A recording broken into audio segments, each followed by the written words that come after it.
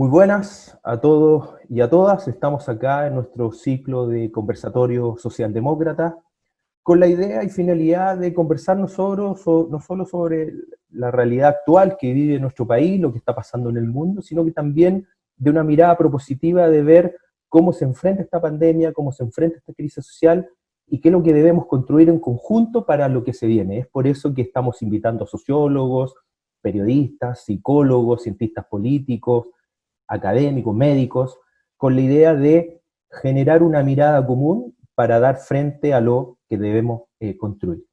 Y en esta oportunidad hemos invitado y agradecemos su presencia a Borja Barragué Calvo, quien es asesor del Ministerio de Sanidad, Consumo y Bienestar Social, ha sido profesor de Filosofía de Derecho de la Universidad Autónoma de Madrid e investigador de la Facultad de Economía de la Universidad del País Vasco, y es autor de numerosos artículos científicos y de divulgación sobre políticas sociales y filosofía política analítica, y es editor en excedencia de Agenda Pública. Y recientemente lanzó, ya del año pasado, el libro de su autoría llamado Larga Vida a la Socialdemocracia, en el cual da una mirada actual y vigente de la mirada socialdemócrata en Europa, pero también en el mundo. Así que de verdad, Borja, muchas gracias por tu tiempo, sobre todo allá en Madrid en el confinamiento. Así que muchas gracias por tu tiempo. Muchas gracias a ti por la invitación, Juan.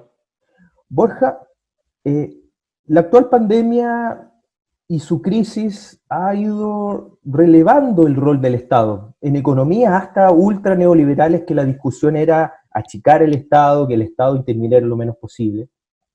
Y se ha dado una vuelta de la importancia del Estado, quizás no en Europa, pero en otras latitudes como la nuestra, en donde el Estado está un poco dejado de lado. Y en este sentido, Borja, ¿qué ha ocurrido con esta discusión en España, en Europa? El estado de bienestar está a la altura, se está reinventando. ¿Cómo ha ocurrido con respecto a la crisis de la pandemia la mirada del estado de bienestar y el rol del Estado para enfrentar esta crisis? Gracias por la pregunta, Juan. Yo creo que podríamos distinguir la respuesta en tres grandes áreas geográficas, ¿no? La respuesta que ha dado China y que se ha dado en Asia en general, la respuesta de Estados Unidos y quizá Latinoamérica, que tienen una estructura también y un balance entre mercado y Estado similar, y la respuesta de Europa. En China y los países asiáticos la respuesta ha tendido a ser más o menos eficiente, porque tenía la experiencia previa del MERS y del SARS. La respuesta en Estados Unidos, al menos, ha tendido a ser bastante ineficiente, muy confusa, donde no se han dado directrices claras sobre qué había que hacer. En muchos estados la respuesta ha sido más rápida y más eficiente que desde el gobierno federal, liderado por Trump. Y en Europa, digamos que estamos en un punto gris, ¿no? Ni la eficiencia que han demostrado varios estados asiáticos en responder a la crisis, ni la ineficiencia y el caos de la administración Trump. Aquí se ha respondido más rápido de lo que se hizo en 2008 y en 2009. Seguramente hemos aprendido la lección, aunque es verdad que luego el Tribunal Constitucional alemán ha emitido una sentencia un poco rara y que viene a desmentir quizá la rapidez y la eficacia con la que se había respondido a esta última, con ocasión de la crisis del COVID.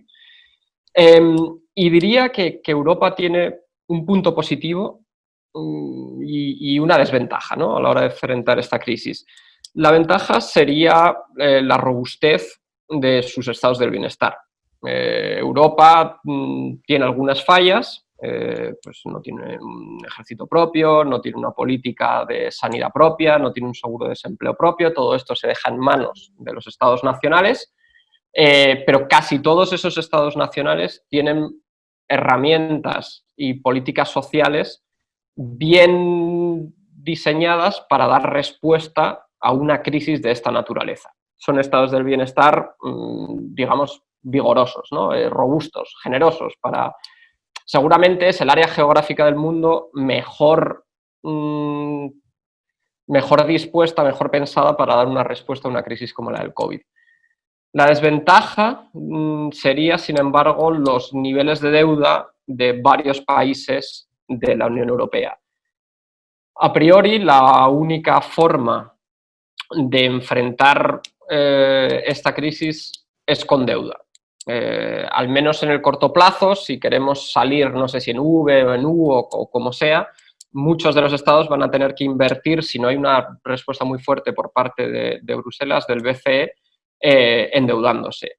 Y hay 3 países grandes, además, dentro de la economía de la Unión Europea y que además han sido muy afectados por la crisis, Francia, Italia y España, que parten de la crisis con niveles de deuda cercanos o rayanos en el 100%, si no más. Entonces, digamos que en Europa en concreto tenemos esa ventaja comparativa respecto de otras zonas, que es tener estados del bienestar muy robustos que pueden dar respuesta a la crisis social derivada de la crisis sanitaria del COVID, pero también es verdad que tenemos ese problema de niveles de deuda que, bueno, que podrían hacer que las economías de algunos de estos países se vieran resentidas en el largo plazo, o en el medio plazo incluso. Borja, y la discusión con respecto al la destrucción o achicar el estado de bienestar por parte del PP, uno lo que lee, por parte de los conservadores en Inglaterra, ¿eso ha afectado como la robustez del estado de bienestar para enfrentar esta crisis, o la verdad que el desmantelamiento no ha sido tan potente como se pensaba? En España, que es el sitio mejor conozco, sí hubo recortes importantes durante el gobierno del PP y que en particular con respecto a esta crisis ha podido afectar en un ámbito muy particular, que es la sanidad. España tiene un modelo de atención sanitaria particular que descansa mucho en la atención primaria. Es decir, la idea de cómo está organizada la sanidad en España es que no necesites ingresar en un hospital porque la medicina se hace de forma preventiva. Eso hace que no tengamos muchas camas de hospital por cada 1.000 habitantes. Estamos más o menos en el 50% de la media de los países europeos.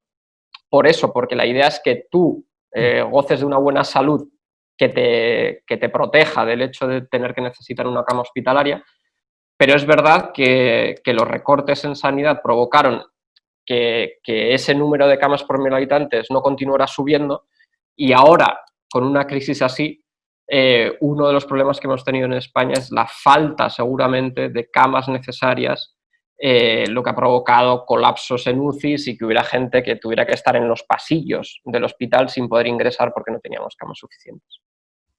Y en ese sentido, esta crisis, a tu juicio, tanto en Europa como en el mundo, ¿traerá un repensar de nuestros modelos, de nuestras formas de vida? ¿Qué crees tú que podría pasar de ahora en adelante? Mira, una idea que circula y que puedes ver, ¿no?, en la literatura económica y sociológica es que las pandemias, igual que las guerras, ¿no?, pero las pandemias, ya que estamos hablando de esto, tienen 1.000 tipos de cosas negativas, pues los miles de muertos que generan, la destrucción del PIB que generan y tal, pero que pueden tener una cosa que al menos no es tan mala, que incluso puede ser buena, y es que actúan como grandes igualadores sociales. Los que hemos estudiado la desigualdad, pues sabemos que hay 2 tipos de factores que tienden a ejercer como reductores de la desigualdad. Unos son positivos y los queremos, como por ejemplo la expansión de la educación o de la sanidad de forma universal, de forma que alcancen a todos los sectores de la población con independencia de cuáles sean sus ingresos, y otros que no queremos, que son negativos y que son eso, las guerras y las pandemias, que no las queremos porque generan miles de muertos y destrucción de riqueza, pero que no podemos obviar que actúan o que han actuado hasta ahora como generadores de igualdad. Nos hacen a todos más pobres, pero nos hacen a todos más iguales, más igualmente pobres. Sin embargo, es probable que esta crisis no sea un gran igualador social, sino todo lo contrario, que sea un gran desigualador social. ¿Y por qué digo esto? Por 4 razones. Primero, porque sabemos que la salud de la población no está distribuida de forma homogénea.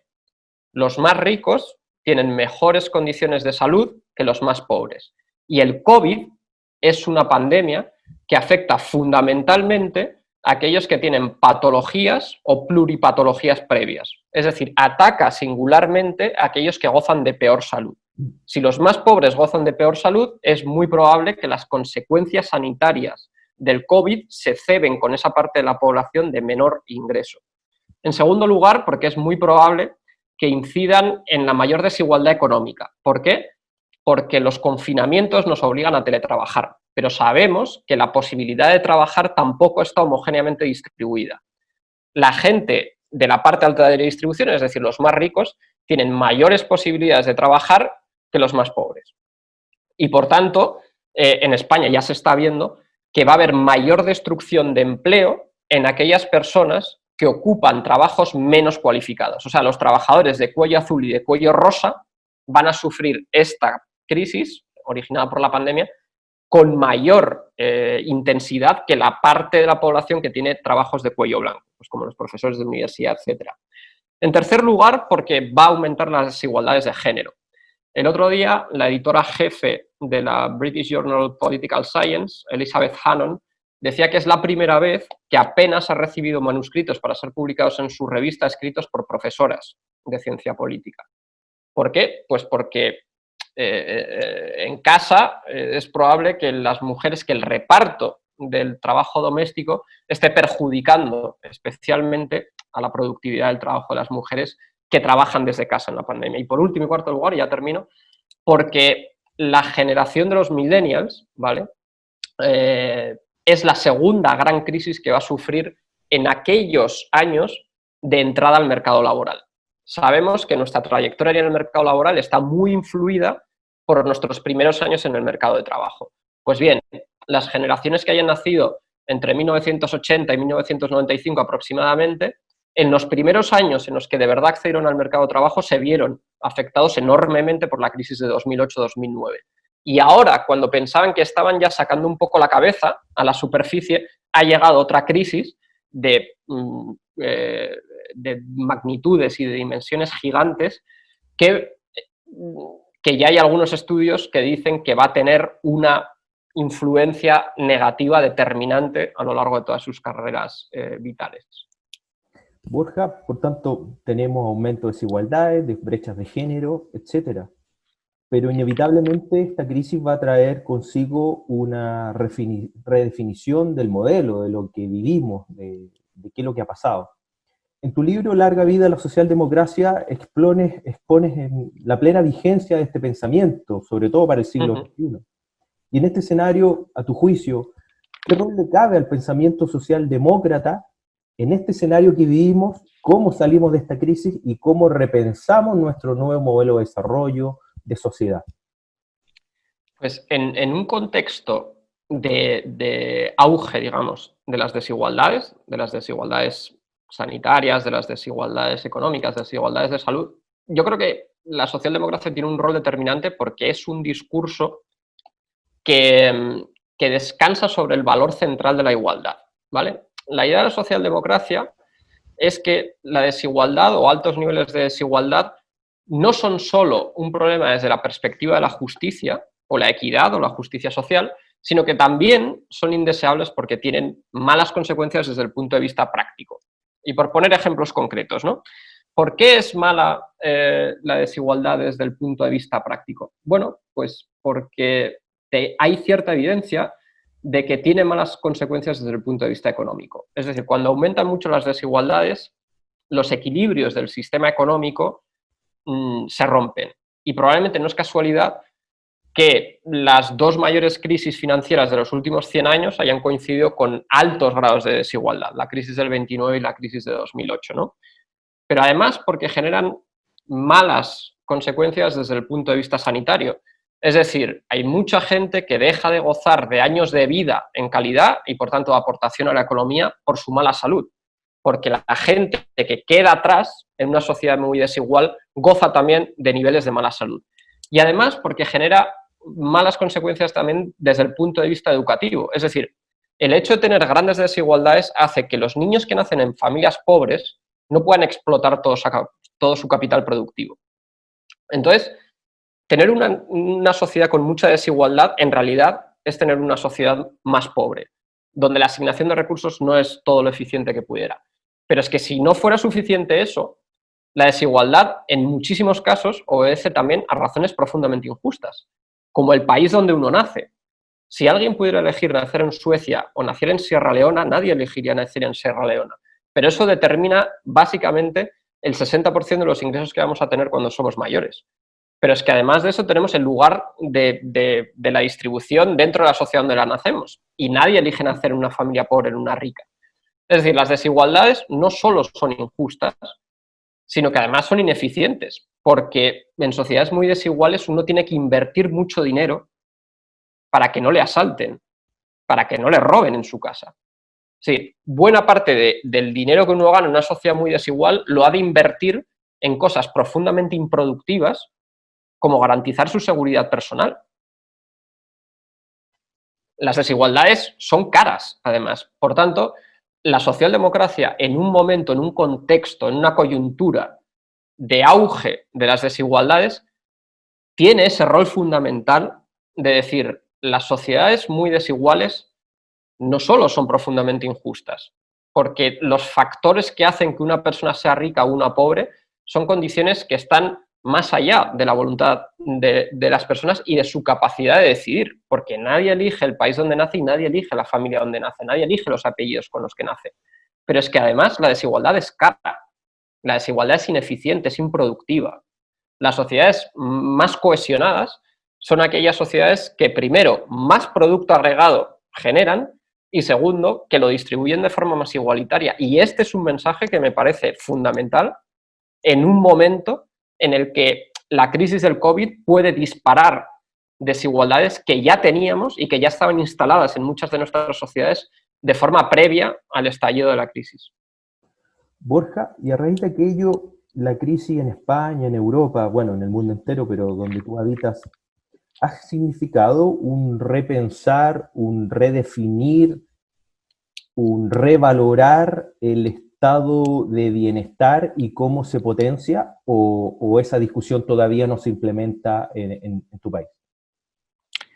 Pues quizá todavía no está del todo asentada, pero creo que es una discusión que va a llegar por uno de los motivos que mencionábamos al comienzo de nuestra discusión, y es la deuda de algunos de los países más grandes de la Unión Europea y en particular de España, ¿no? Deudas que están ya en el 100% o incluso por encima del 100%. Entonces, ¿cómo podemos hacer protección social? ¿Cómo podemos hacer igualdad? ¿Cómo podemos hacer justicia social sin necesidad de incrementar demasiado el tamaño del Estado? Bueno, una de las ideas, ¿no?, que menciono en el libro es la idea de la predistribución. ¿Qué es predistribuir? Bueno, predistribuir es básicamente hacer igualdad antes de que se genere la desigualdad. ¿Por qué? Pues dicho de una forma muy gráfica, porque la desigualdad es un poco como el cemento, que una vez lo pones, una vez extiendes el cemento, es muy difícil de quitar. ¿Por qué?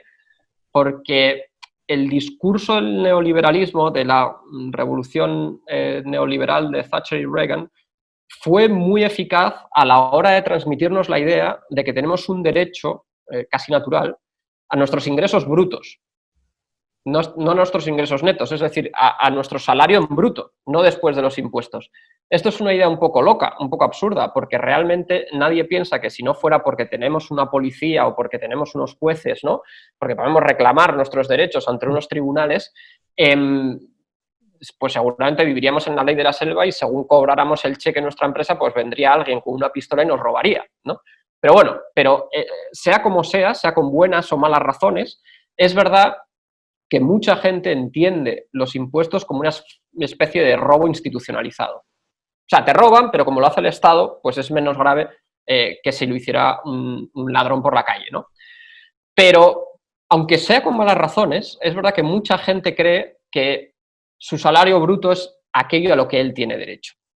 Y, por tanto, la predistribución, en ese sentido, además, es políticamente más viable que la forma de hacer igualdad en la que descansaban nuestros estados del bienestar hasta ahora, que es permitir que el mercado actúe de forma casi libérrima, generando todas las desigualdades que el mercado quiera, por decirlo así, porque intervenir en el funcionamiento de los mercados reduce mucho el tamaño de la tarta, es muy ineficiente, Y por tanto, ya haremos luego con los impuestos y las transferencias, con los impuestos y las políticas sociales, la igualdad que no generan los mercados en un primer momento.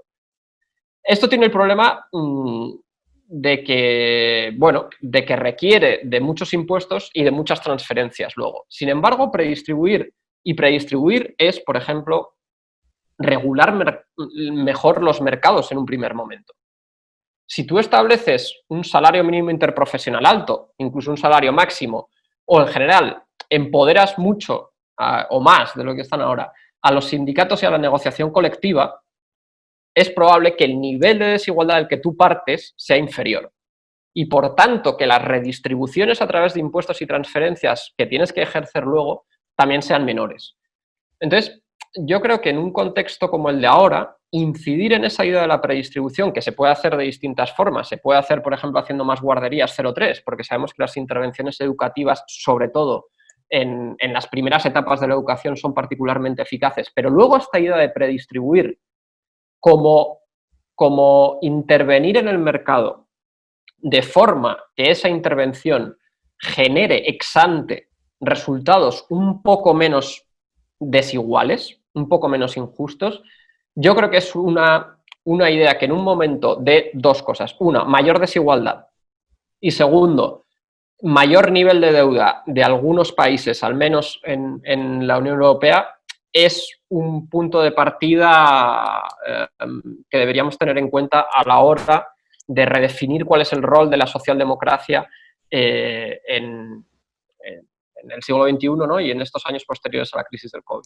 Borja, bueno, en Chile, y esto fue público a nivel mundial, antes de la pandemia se estaba viviendo una alta tensión social, producto de los niveles de inequidad que tenemos, uno de los índices más altos del planeta, con 0,53, 0,52, y un deseo fervoroso de los ciudadanos por cambios sociales. Y en este sentido, el pensamiento socialdemócrata, a mi juicio, ha ido cobrando valor en el sentido de redefinir o instalar, más bien dicho, en Chile, a diferencia de Europa, por primera vez, un real estado de bienestar. ¿Qué características primarias tú crees que debería tener esta discusión de instalación de estado de bienestar en Chile en una economía de $25.000 per cápita, de subdesarrollo, de economía media, rango medio, donde tienes una creciente desigualdad, pero aún tienes un estado pequeño y tienes una concentración donde el 1% más rico se lleva más del 36% de la torta? ¿Cómo visualizas tú a la socialdemocracia propugnando e instalando la discusión de un estado de bienestar en un país de estas características como Chile? Un estado del bienestar, definido de forma muy rápida, es una máquina gigantesca de impuestos y transferencias. Por el lado de los impuestos, tienes los impuestos directos que se basan en la idea de capacidad económica, de forma que el que más tiene más debería pagar, los impuestos indirectos sobre el consumo que no obedecen a esa idea de capacidad económica, sino de proporcionalidad. Cuanto más sacas del acervo común, cuanto más compras, pues más impuestos pagas. En esa parte de los impuestos, y sin impuestos no hay estado del bienestar. Que crea lo contrario, pues tiene un pensamiento un poco naif, ¿no? Entonces, la primera idea es necesitamos impuestos para hacer luego transferencias, o sea, para hacer luego igualdad. Los impuestos, digamos, son la gasolina de un estado del bienestar. Por tanto, lo primero que es necesario es introducir la idea de que sin impuestos no hay estado del bienestar. Ahora bien, los impuestos del siglo XXI seguramente no deberían descansar tanto en la idea de que gravar la riqueza es injusto. En los estados del bienestar de Europa se abandonó un poco la idea de la socialdemocracia original de Marx, de que lo que hay que hacer es redistribuir los medios de producción, y lo único que se ha hecho, o sea, se ha abandonado la idea de redistribuir los medios de producción por la idea de redistribuir simplemente el producto de nuestro trabajo. Y yo creo que eso debería cambiar. Primero, porque sabemos que la riqueza está más desigualmente distribuida, ese es un hecho, digamos, estilizado, ¿no? Los economistas llaman a eso un hecho estilizado. La riqueza está más concentrada, está más desigualmente repartida que los ingresos, y además buena parte de esa riqueza es heredada. O sea, nadie ha hecho nada, a diferencia de lo que podríamos pensar, ¿no?, de los salarios, nadie ha hecho nada por merecer una herencia enorme. Por tanto, yo creo que tenemos buenas razones para que ese nuevo estado del bienestar, los estados del bienestar que no se han generado ya o que son pequeños de momento y que necesitan crecer un poco, deberían guardar un mejor equilibrio entre la tributación de las rentas, de los salarios, y la tributación de la riqueza. Porque yo creo que no hay muy buenas razones, o no hay razones en absoluto, para que un estado del bienestar descanse al 90% o al 95% sobre las rentas salariales y solo al 5% sobre las rentas del patrimonio. Yo creo que no hay ninguna buena razón para ello, y yo creo que eso debería rediseñarse en nuevos estados del bienestar. Y la otra parte es la parte de las transferencias, y ahí yo creo que el estado del bienestar debe hacer dos cosas fundamentales, aunque debe hacer, voy a decir que tiene que hacer tres cosas, perdón, fundamentales. Una es garantizar una salud universal. La salud yo creo que debería ser vista básicamente como un bien público, y más si, como a raíz de esta pandemia nos están diciendo los epidemiólogos, las pandemias van a ir a más. En un mundo globalizado ya es muy difícil que un virus se quede en un país, se quede en China o se quede en Corea del Sur. No, con el nivel de movilidad que hay ya en el mundo, los riesgos de pandemia son enormes. Y el hecho de que alguien infectado no pueda tener acceso a la sanidad es algo que nos influye a todos. Segundo, han de hacer educación.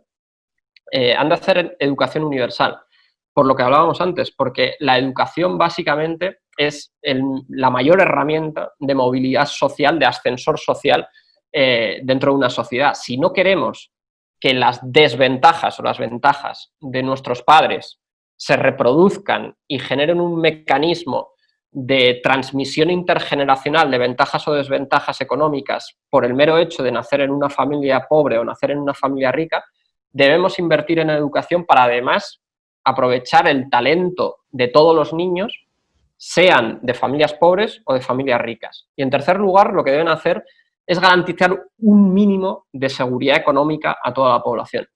Hemos visto que el patrón de voto en Estados Unidos refleja un poco esta dinámica de la deslocalización de los sectores productivos de cuello azul de toda la vida, digamos, desde el cinturón del óxido de Estados Unidos hacia el sureste asiático, ¿no? Los coches que se hacían en Detroit, en la Motown, ahora se hacen en China. Los móviles que utilizamos todos, el iPhone, ¿no?, es el ejemplo perfecto de esto, está diseñado en Palo Alto, pero ensamblado en China. Probablemente las expectativas frustradas y el debilitamiento de buena parte de la clase media de Estados Unidos, que ha derivado del hecho de la deslocalización de buena parte del proceso productivo desde Estados Unidos hacia el sureste asiático a lo largo de las 2 o 3 últimas décadas, ha motivado el auge de ese votante blanco cabreado, que electoralmente ha sido seguramente una de las claves del éxito de Donald Trump. Si no queremos que el auge de la política del cabreo fomente liderazgos nativistas, cuasi xenófobos y profundamente conservadores, yo creo que invertir en una mínima seguridad económica, una safety net que proteja a todos los ciudadanos, es una cosa que inevitablemente los estados del bienestar van a tener que poner en marcha. Borja, para ir finalizando, han surgido distintas voces de repensar también la comunidad internacional, el Grupo de Puebla y otros actores están armando, Joseph Stiglitz está hablando del Foro Progresista, etc. La socialdemocracia y su reinvención en el siglo XXI, ¿qué rol le cabe en este proceso de globalización de este nuevo mundo? ¿Qué rol debería tener y cuál debería ser su caballito de batalla frente a esta discusión global? Una de las consecuencias de las que se ha ido discutiendo en sectores académicos y en el debate público en general es el impacto que puede tener el COVID sobre la globalización. Dani Rodrik dice que seguramente estamos condenados a vivir en una economía muy integrada internacionalmente, pero que podemos elegir el modelo de globalización en el que queremos vivir. Hemos elegido de momento una globalización que él llama hyperglobalization, o sea, la hiperglobalización, en la que los capitales se mueven de forma casi irrestricta, pero los trabajadores no. Donde los capitales apenas son gravados, pero donde las rentas salariales sí son muy gravadas. Y quizá esta es una oportunidad para repensar, eso dice Rodrik, ese modelo de hiperglobalización, ese modelo de globalización neoliberal, dicho de otra forma, en la que vivimos todos, ¿no? Y yo creo que hay parte de verdad en todo esto, porque seguramente esta crisis tiene una singularidad, y es que se van a romper muchas cadenas de producción globales. Es posible que algunos países vuelvan a traer a casa, ¿no?, a sus casas originales, algunas partes del proceso productivo que habían deslocalizado a otras zonas del planeta porque les salga mucho más caro, o incluso porque las restricciones derivadas de la crisis del COVID hagan imposible o hagan muchísimo más caro, o las dos cosas, imposible o mucho más caro, la posibilidad de seguir teniendo una parte de su proceso productivo deslocalizado en otro país, ¿no? Esto es seguramente una buena noticia, sobre todo si estamos hablando de áreas de la economía tradicionalmente relacionadas con los cuellos azules, ¿no?, con los trabajadores de 9 a 3 de la Ford y tal, porque la socialdemocracia, seguramente 2 de las 3 condiciones que necesitaba para su existencia es el Estado-Nación.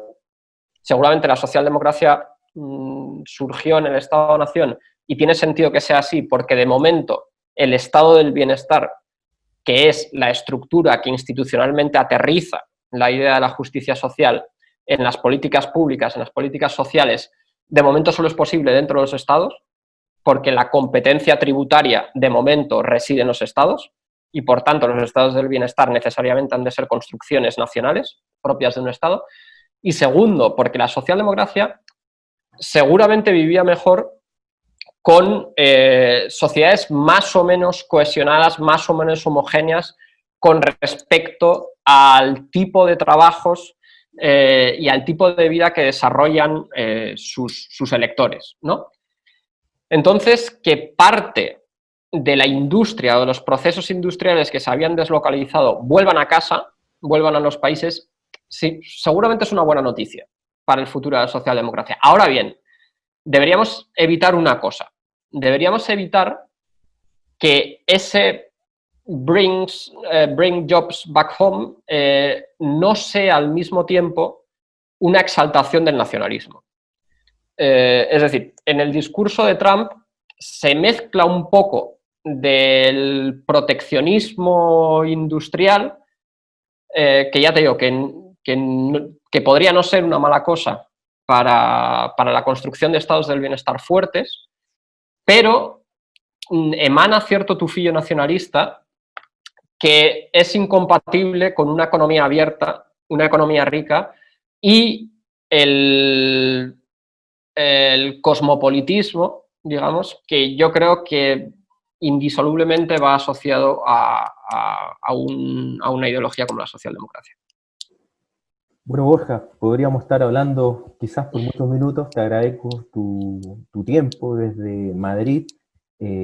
Claramente hay desafíos futuros de la socialdemocracia, cómo también ayudamos a la economía más pobre, los estados más fuertes, porque al final en un mundo globalizado, si tienes una economía pobre al otro lado del planeta, te puede afectar por sus problemas de sanidad, por una pandemia, etc. Así que me queda nada más que agradecerte para participar en nuestro ciclo de conversatorio socialdemócrata. Invitamos a todos nuestros videístas, los que nos están viendo, no olvidar nuestras redes sociales, nuestro Twitter SD Fundación y nuestra página web www.fundacionsocialdemócrata.cl. Así que muchas gracias por tu tiempo, Borja, y nos estaremos viendo en otra próxima oportunidad. Muchas gracias, Juan.